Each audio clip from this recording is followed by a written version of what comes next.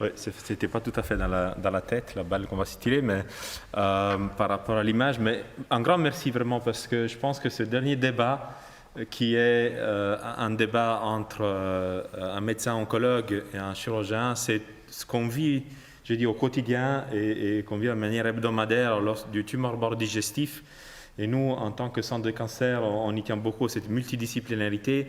Il y a vraiment des partenaires de différents services qui jouent le jeu, et tout ça dans l'intérêt des patients qui sont vraiment au centre de nos discussions. Et parfois, c'est même plus animé qu'aujourd'hui, je peux vous assurer.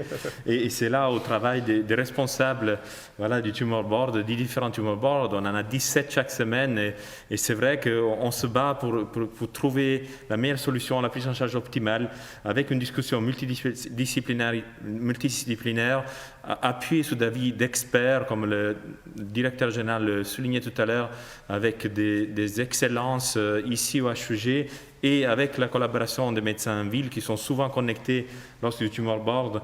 C'est vrai qu'il y a une très belle interaction et je dirais une très bonne ambiance dans l'intérêt des patients. Donc je vous remercie beaucoup pour ce débat qui va nous amener à la conclusion de cette conférence. Et donc je remercie encore une fois, merci Thibaut, merci Nicolas, je remercie l'équipe du Centre des cancers, la chirurgie viscérale du professeur Tozo pour l'organisation de cet événement. Moi personnellement j'ai beaucoup appris, j'ai apprécié les témoignages d'un patient concernant une stomie.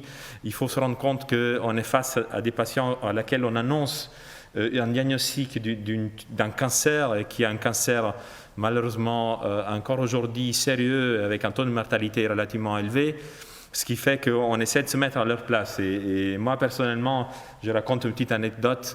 On a opéré d'ailleurs avec Nicolas Bux une grosse tumeur du sacrum, on a dû sacrifier le rectum et l'anus, on a parlé de stomie.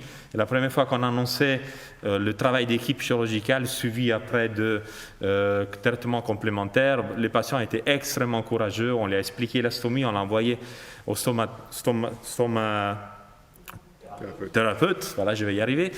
Et c'est vrai que moi j'ai beaucoup de respect pour ces malades qui sont extrêmement courageux quand ils sont face à un traitement multidisciplinaire avec différents spécialistes, avec un parcours, comme je le disais, souvent ajusté d'obstacles.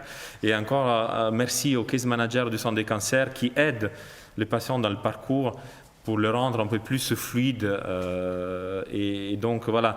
Et je termine encore avec un remerciement aux sponsors qui ont permis cette journée, en tout cas la partie scientifique ce matin et la conférence de tout à l'heure. Et merci Christian vraiment pour votre collaboration. Et merci à tous. Bonne soirée à tous. Merci d'avoir suivi. À bientôt. Au revoir.